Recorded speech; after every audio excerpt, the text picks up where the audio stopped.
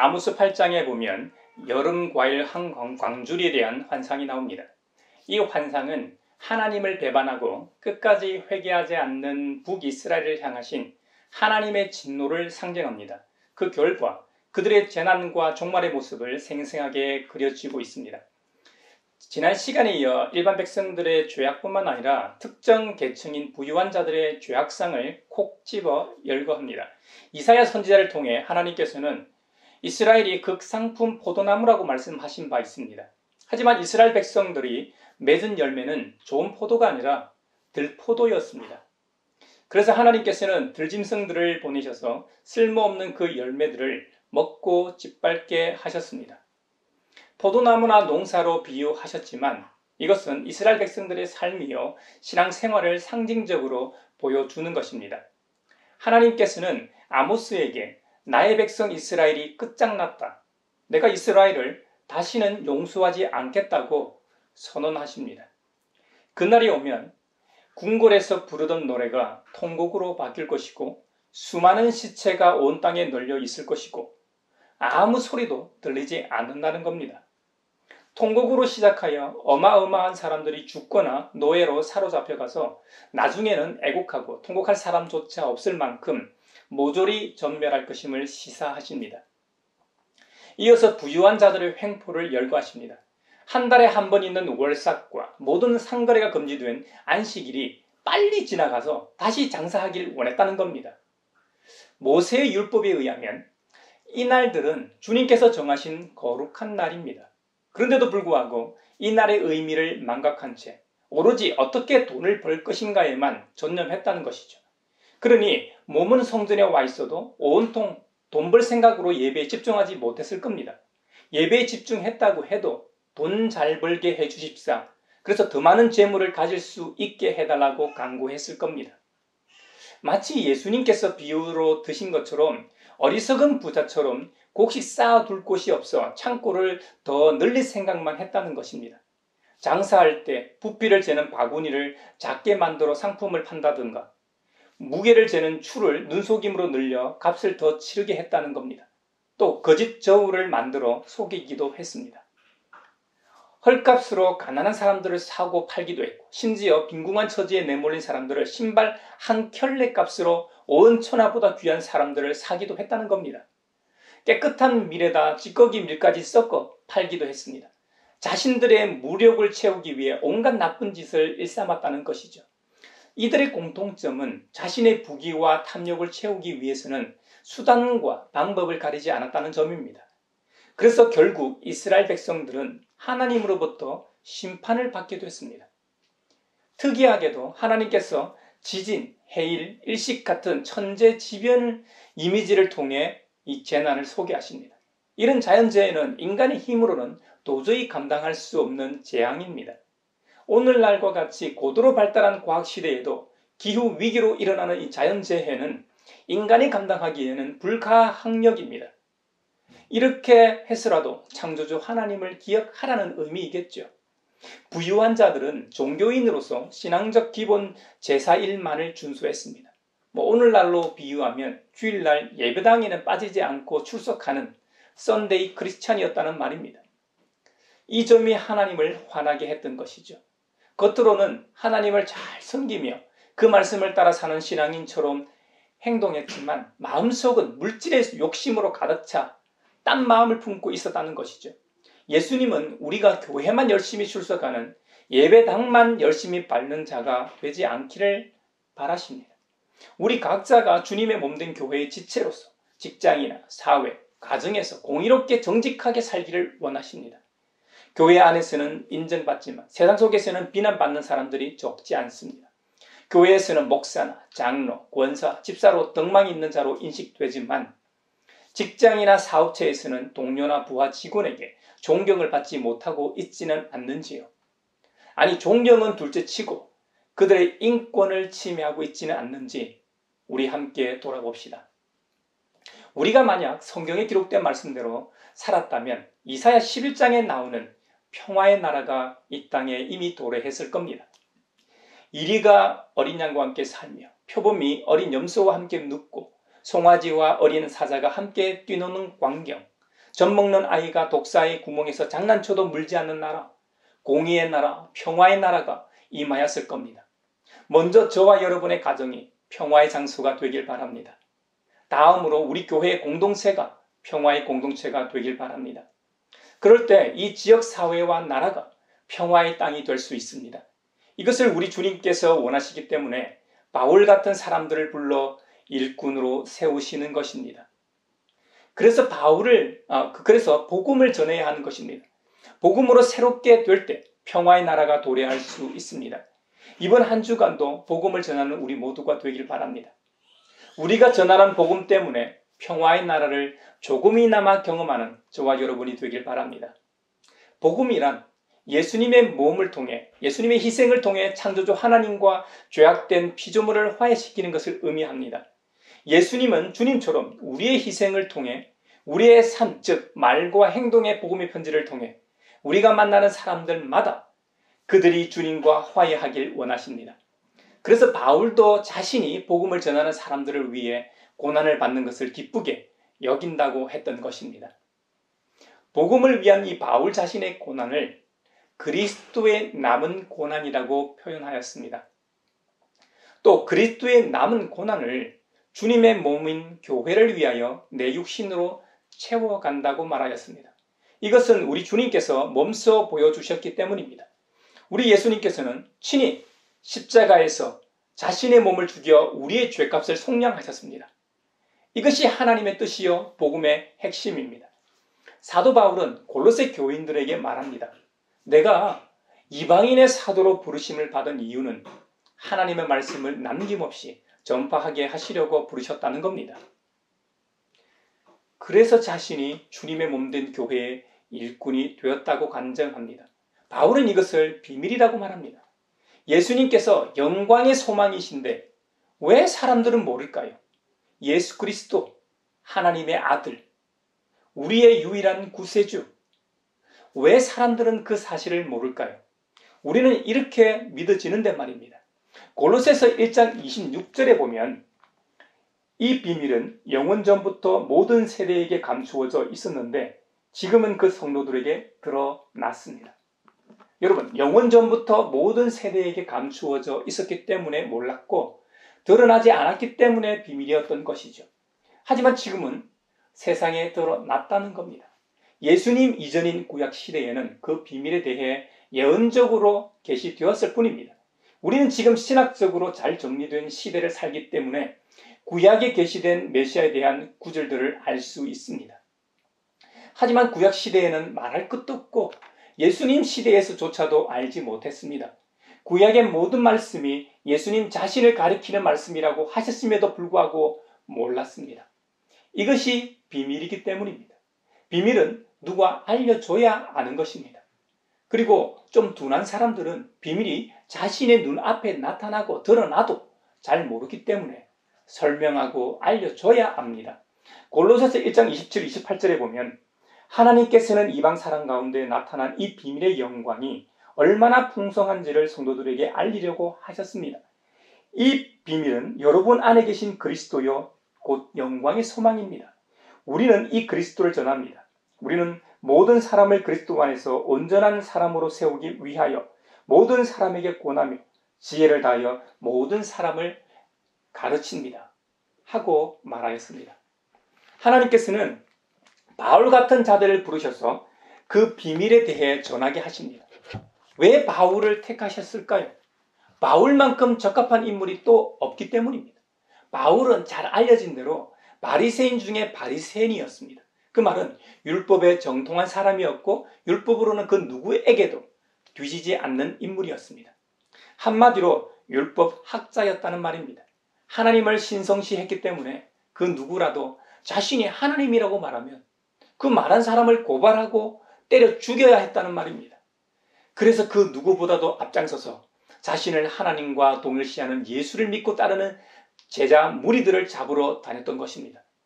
그랬던 그가 다마스쿠스에서 그가 그토록 부인하고 핍박했던 예수님을 직접 만나지 않았습니까? 정확히는 얼굴이라든지 모습을 뵌 것은 아니고 주님의 광채에 눈이 멀어 음성만 들었지만요. 아무튼 바울은 영광의 소망 되신 그 비밀을 직접 배웠습니다. 그리고 눈먼 자신의 눈을 고쳐줄 사람이 있다고 하시면서 장소까지 알려주십니다. 이후 아나니아라는 제자에게도 나타나셔서 그에게 바울에게 가서 시력을 회복시켜 주라고 명하십니다. 주님께서 말씀하신 대로 기도하고 있는데 진짜로 아나니아가 찾아옵니다. 두 사람이 만났을 때 아나니아가 말합니다. 형제 사울이요. 그대가 오는 도중에 그대에게 나타나신 주 예수께서 나를 보내셨소. 그것은 그대가 시력을 회복하고 성령으로 충만하게 되도록 하시려는 것이요 하고 말할 때 이 바울이 얼마나 놀랐겠습니까? 혹시나 하면서도 설마 하지 않았을까요? 아나니아가 바울의 눈에 손을 얹고 이렇게 말한 뒤 그 즉시로 바울의 시력이 회복되었습니다. 그는 일어나 아나니아에게 곧바로 세례를 받고 예수님의 제자가 되었습니다. 그리고 다마스쿠스에서 예수를 따르는 제자 공동체를 잡으러 왔다가 예수님을 전하고 있으니 일반 사람은 말할 것도 없고 예수님의 제자들이 얼마나 혼란에 빠졌을까요? 예수님이 진짜 영광의 소망 되신 하나님의 비밀이시기 때문에 가능한 일입니다. 아니고서야 어떻게 바울 같은 인물이 예수님의 제자가 될 수 있겠습니까? 아무리 억만금의 돈을 줘도 바울 같은 인물은 변화시킬 수 없습니다. 그러니 바울 같은 인물이 변하면 다른 이들을 변화시키기 좋은 도구였던 것이죠. 바울은 골로새서 1장 28절에서 이런 이유로 자신은 그리스도를 전하고 있다고 증언하고 있습니다. 모든 사람을 그리스도 안에서 온전한 사람으로 세우기 위하여 기회를 얻든지 못 얻든지 만나는 모든 사람에게 이 비밀을 전하며 가르친다는 겁니다. 겉으로 보면 자신이 복음을 전하고 수고하는 것처럼 보이지만 실상은 바울 자신 안에서 역사하시는 그리스도 영이신 성령님의 능력으로 수고하고 애쓰며 있다고 증언합니다. 그는 이렇게 말합니다. 이 일을 위하여, 복음을 위하여 나도 내 속에서 능력으로 작용하는 그분의 활력을 따라 수고하며 애쓰고 있습니다. 이것을 기독교에서는 은혜라고 합니다. 내가 하는 것이 아니라 하나님께서 하시는 일이라는 의미입니다. 실상 내가 하는 일입니다. 하지만 내가 하는 것이 아니라 내 속에서 역사하시는 성령님의 역사와 운행으로 모든 사역이 이루어지고 있음을 믿고 인정하는 것입니다. 바울만 그런 것이 아닙니다. 그리스도인들의 삶이란 것이 모두 하나님의 거룩한 영이신 성령님의 역사로 이루어지는 것입니다. 예배하는 행위도 마찬가지입니다. 성령님의 역사와 은혜가 아니면 우리가 어떻게 보이지 않는 하나님을 예배할 수 있습니까? 역사하는 하나님의 영이 간섭이 아니고서야 우리의 삶의 현장에서 어떻게 놀라운 일들을 목격하고 체험할 수 있습니까? 세상 사람들은 이해할 수도 없고 믿을 수도 없는 신앙의 신비를 어떻게 우리가 눈으로 보듯 믿고 즐거워할 수 있을까요? 무엇보다 바울처럼 영혼 구원을 위한 복음 전파와 사역을 위해 생명 같은 물질과 시간을 들여 수고하고 애쓸 수 있을까요? 이 모든 것은 창조주이시며 지금도 살아계신 하나님의 역사가 아니고서는 도저히 설명할 도리가 없습니다. 그래서 우리 예수님께서는 3년간의 공생애를 끝내시고 원래의 자리인 하나님 보좌 우편으로 가시기 전에 아버지께 구하셨고 아버지 하나님께서는 약속하신 보혜사 성령님을 우리에게 보내주셨던 것입니다. 지금 제가 설교하는 것도 내 속에서 역사하시는 성령님의 감동과 작용으로 하는 것입니다. 여러분이 저의 설교를 사람의 말이 아닌 하나님의 말씀으로 들을 수 있는 것도 여러분 속에 역사하시는 성령님의 작용 때문입니다. 누가복음 10장 말미에 보면 마르다와 마리아 자매가 등장합니다. 이 두 자매는 예수님의 제자로 예수님을 믿고 따랐던 인물들입니다.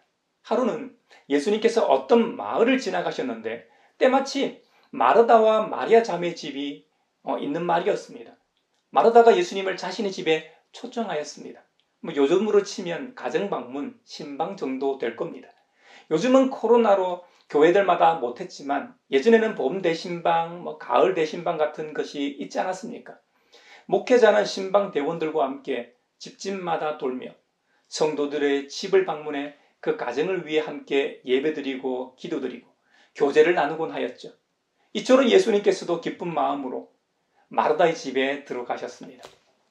언니 마르다는 자신의 집에 오신 예수님을 대접하기 위해서 매우 분주했습니다. 예수님은 무엇을 좋아하실까? 어떤 음료를 드려야 할까? 여러 생각으로 마음이 분주했습니다. 그래서 마르다가 예수님께 와서 말합니다. 주님, 내 동생이 나 혼자 일하게 두는 것을 아무렇지 않게 생각하십니까? 가서 거들어 주라고 내 동생에게 말씀 좀 해주십시오. 마르다가 예수님을 대접하기 위해 주방에서 준비하느라 분주할 때 동생 마리아는 예수님의 곁에 앉아 주님의 말씀을 듣고 있었기 때문입니다. 근데 이 일을 왜 예수님이 하셔야 합니까?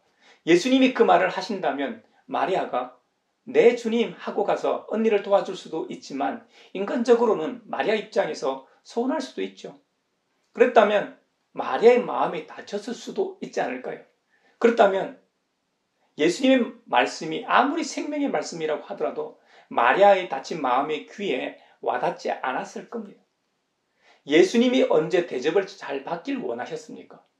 고대 사람들이 섬기던 신들처럼 값비싸고 좋은 재물을 바쳐야만 기뻐한 적이 있으십니까? 우리 예수님은 항상 제자들과 사람들에게 믿음에 대해서만 말씀하셨습니다. 왜 믿음이 없느냐? 왜 믿음이 적으냐? 하고 반문하신 적은 있지만 왜 이렇게 맛없는 것을 대접하느냐? 왜 이렇게 불편한 잠자리를 제공하느냐? 왜 이렇게 먼 거리에서 신방 오라고 하느냐고 말씀하신 적이 단 한 번도 없습니다. 마리아와 마르다 자매와 이 예수님과의 관계를 보면 마르다 마리아 자매는 여자였고 예수님은 남자였습니다. 같은 유대인이라도 남녀가 유별하여 동석할 수 없었습니다. 그래서 예루살렘 성전에도 보면 이방인의 뜰과 여인의 뜰 그리고 남자들이 있을 수 있는 이스라엘의 뜰이 확실하게 구별되어 따로 있었습니다. 우리나라도 유교의 나라였던 조선시대까지는 남녀 7세 부동석이라고 유교의 가르침에 따라 남녀가 유별했습니다. 유교 경전인 예기의 내직편에 기록되어 있습니다. 7살만 되면 남녀가 한자리에 같이 앉지 아니한다는 뜻으로 남녀를 엄격하게 구별하는 예의범절이죠. 조선시대는 예의범절이 아니라 법이었습니다. 이런 남녀 차별이 사라지기 시작한 시점이 서양 선교사들이 우리나라에 들어와 복음을 전한 시점부터였습니다. 물론 여성으로서 이런 차별을 타파하기 위해 조선시대 여성들 중에서도 극히 드물긴 하지만 시도가 없진 않았습니다. 하지만 본격적으로 여성을 대상으로 교육을 하고 사람답게 살도록 가르친 것은 100년 조금 넘었습니다. 이와 같이 명백한 이 경계선이 있는데 그 경계선 밖에 희망의 빛을 닿게 한 사건이 누가복음서 10장 선한 사마리아 비유 다음에 나오는 마르다와 마리아 자매 이야기인 것이죠. 예수님 당시는 500년 전 이 중세시대인 조선시대가 아닙니다. 무려 2000년 전입니다. 아랍권에서 지금도 눈만 내놓고 다니는 옷을 입고 다니는 것을 보면 우리나라 고대 사회보다 훨씬 더 심했음을 알 수 있습니다. 누가복음이 이방인과 여자들의 복음이라는 별명이 붙은 것처럼 누가는 사회적 약자였고 소외층이었던 여자들에게 관심이 많았습니다. 이들을 접촉하신 예수님의 이야기를 빼놓지 않고 기록해 놓았습니다. 누가는 이스라엘 내부에서 남녀를 뚜렷하게 구분하던 기존의 이 선을 흐리게 만들면서 그 경계선을 다시 긋고 있는 것 같습니다.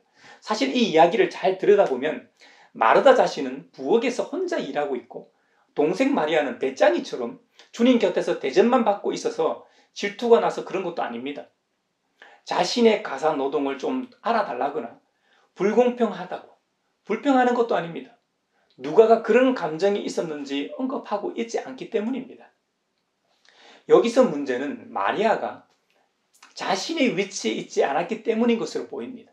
몇 주 전에 제 아내의 친정인 안동에 다녀온 적이 있습니다. 그곳에서 아내의 할머니가 다니는 교회 성도들과 함께 한 권사님의 집에서 점심을 먹게 됐습니다. 짜장면을 시켜놓고 기다리다 상을 펴고 다 같이 준비를 하였습니다.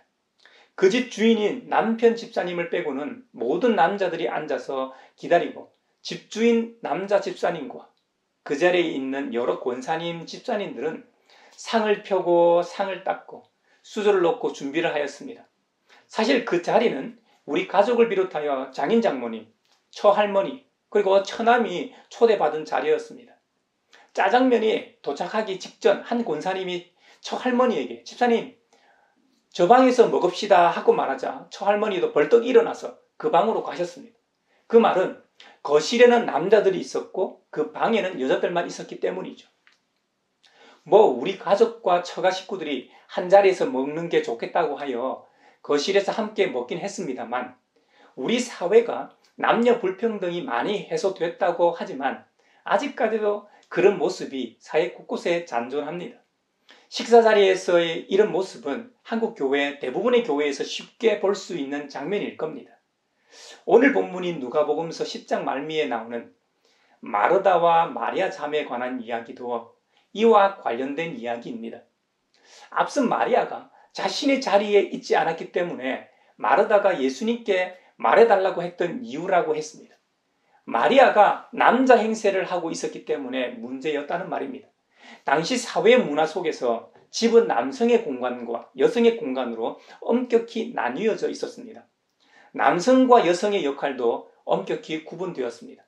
성경에 드러나 있지 않지만 마리아는 아주 중요한 집안의 경계선을 넘었을 뿐만 아니라 그에 못지않게 중요한 사회적 경계선도 넘었습니다. 그 당시 집안 구조는 거실은 남자들의 만남의 장소였습니다. 반면에 부엌을 비롯하여 외부인에게 드러나지 않는 구역은 여자들 자리였습니다. 어린 아이들이 노는 바깥과 부부 침실에서만 남성과 여성이 어울릴 수 있었습니다. 남자들 사이에 여자가 편안히 자리 잡고 있는 것은 매우 불미스러운 일이었습니다. 아니, 이건 사건이었습니다. 대체 마리아는 무슨 생각으로 그런 행동을 했을까요? 스승이신 예수님의 발치는 남성 제자들의 자리였습니다. 사회 통념상 마리아의 행동은 분명 문제가 있었습니다. 마르다의 지적이 하나도 틀리지 않았습니다. 그럼에도 불구하고 예수님은 마리아의 그 행동을 인정하셨습니다. 오히려 마르다를 나무라시는 것 같기도 합니다. 마리아 입장에서는 주님께 육신의 양식을 대접하는 것도 중요하지만 영적인 생명의 양식을 주님으로부터 받는 것이 자신이 대접하는 것이라고 생각했던 것은 아닐까요? 우리 주님은 하늘의 크고 놀라운 비밀을 선포하고 하나님의 나라에 대해 가르치고 복음을 전하러 오셨습니다.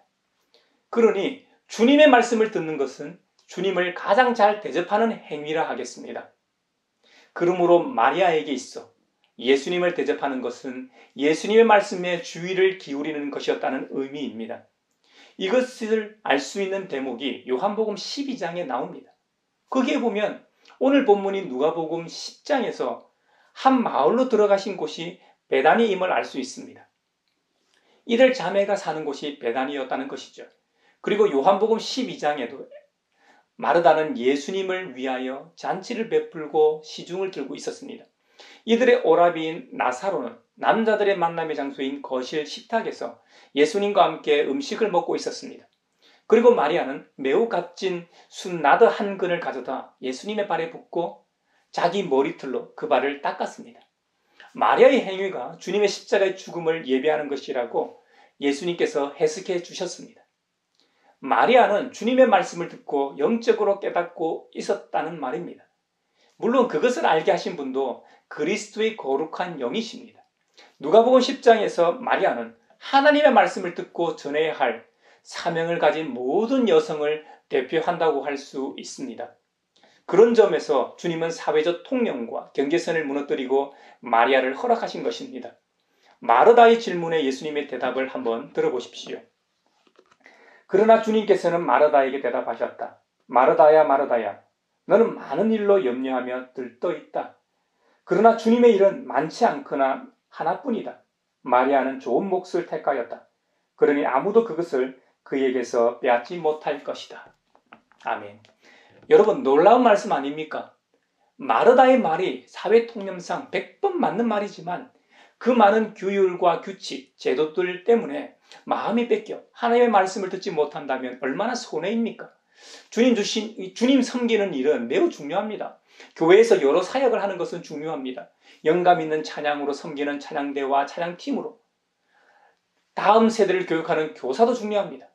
식당에서 전 교인이 먹을 점심을 준비하는 일도 너무 중요합니다. 예배를 돕는 예배위원이나 안내위원, 주차위원까지 중요하지 않는 자리와 일은 없습니다. 하지만 교회에 오는 첫 번째 이유는 예배 드리기 위해서입니다. 교회당에 밥 먹으러 오는 것이 제1의 이유가 아닙니다. 교회당에 봉사하러 오는 것이 예배보다 앞설 수 없습니다. 믿는 성도들끼리 교제하고 사귀기 위해 오는 게 하나님과 교제하는 것보다 우선일 수 없습니다. 이런 점에서 마르다는 예배 외적인 요소에 더 관심이 있었다는 의미도 됩니다. 여러분, 하나님의 나라는 어느 누구든 복음의 메시지를 들을 수 있고 그 말씀을 듣고 믿는 자는 누구나 들어갈 수 있는 나라입니다. 그 일을 하고 있는 마리아가 사회 통념상 규칙을 어겼다고 해서 하등 문제될 게 없다는 점입니다. 아무도 그것을 빼앗을 수 없다고 하십니다. 이 좋은 것을 저와 여러분이 이미 누리고 있으니 어찌 감사하지 않을 수 있습니까? 어찌 주님을 찬양하지 않을 수 있습니까? 2000년 전과 같이 예수님 발치에서 친히 그 말씀을 들을 수는 없습니다. 하지만 우리는 주님의 생명의 말씀이 기록되어 있는 성경을 가지고 있습니다. 이 성경을 읽음으로 주님의 음성을 들을 수 있습니다. 이 성경의 말씀을 읽고 듣고 또 설교를 듣고 예배를 드림으로 주님을 만날 수 있습니다. 이것이 오늘을 살아가는 우리에게 있는 몫입니다. 마리아에게 빼앗을 수 없는 몫과 같다는 말입니다. 저와 여러분이 이미 가지고 있는 이 귀한 몫을 빼앗을 수 없다는 말이기도 합니다. 이번 한 주간도 우리의 몫을 마음껏 누리며 사는 우리 모두가 되길 바랍니다.